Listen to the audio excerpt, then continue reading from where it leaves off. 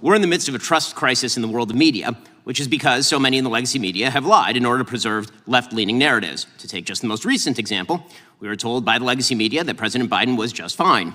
For years, anyone who questioned his health and mental fitness was trafficking in cheap fakes.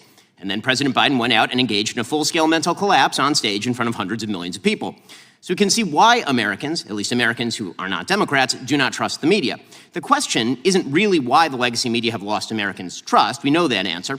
The question is why, despite that loss of trust, the legacy media continue to gain share in the advertising market. And the answer is simple. There is, in fact, an informal pressure system created by Democratic legislators, this White House, legacy media, advertisers, and pseudo-objective brand safety organizations.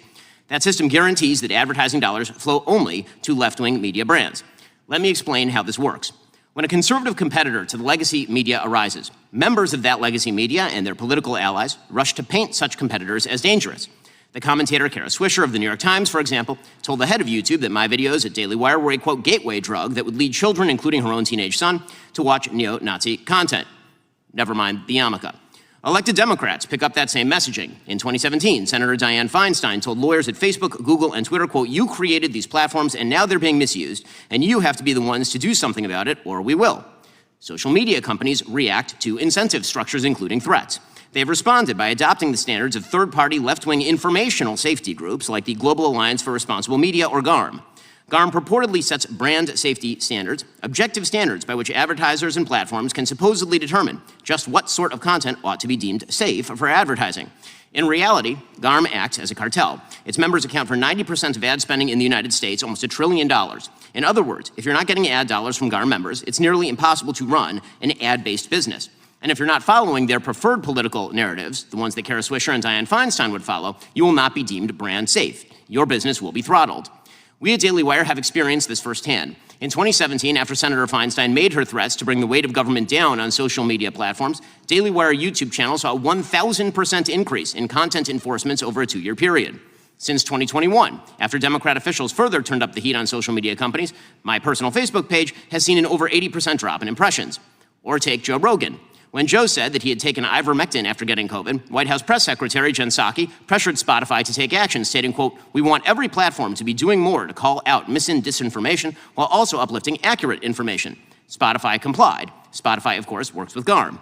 So, what are the brand safety standards that GARM uses? The standards begin with inarguable things that we've heard from the other witnesses, like preventing distribution of child sexual abuse material or stopping terrorism. But GARM doesn't draw the line at what is criminal, abusive, or dangerous. Their standards also include restrictions on hate speech, harassment, misinformation, or my personal favorite, insensitive, irresponsible, and harmful treatment of debated, sensitive social issues.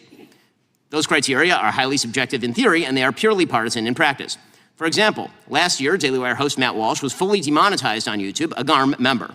Why? For quote-unquote misgendering, which to GARM is to say that men are not women. Perfectly obvious facts now run afoul of GARM's censorship standards. Companies targeted by GARM, like the Daily Wire, Breitbart, Fox News, and so many others, reach hundreds of millions of people with opinions and beliefs long established as within the mainstream of American conservative thought. GARM and its members have no respect for the beliefs of those people. They would like them marginalized or squashed. It's time to stand up for the First Amendment in this Congress. Congress can do so in 2 ways. First, Congress must investigate the informal and perhaps formal arrangements between censorship cartels like GARM and executive branch agencies. The Daily Wire has already filed a federal lawsuit against the State Department for allegedly doing just this. Second, Congress can itself stop engaging in violation of free speech principles. 2 weeks ago, writing in dissent in Murphy versus Missouri, Justice Alito condemned what he called sophisticated and coercive government campaigns against free speech. Members of this committee have engaged in precisely such campaigns. When Congressman Schiff speaks about targeting social media companies that must be, quote, pulled and dragged into this era of corporate responsibility because they are too tolerant of misinformation, he knows what he is doing. He is participating in a sophisticated, coercive campaign against free speech. When Congresswoman Jayapal blames social media for placing America at the, quote, precipice of a democratic crisis and calls on them to target they deem hate groups, she also knows what she is doing. She is participating in a sophisticated, coercive campaign against free speech.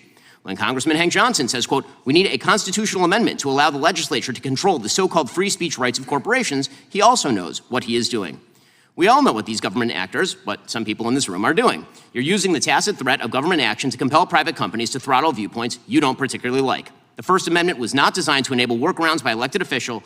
It was directed at Congress, at you, and you're abdicating your fundamental duty when you exert pressure on private companies to censor speech. Some in this room have been doing just that for years. We in the non-legacy media have been feeling the effects. In the name of the Constitution and in the name of democracy, this should stop.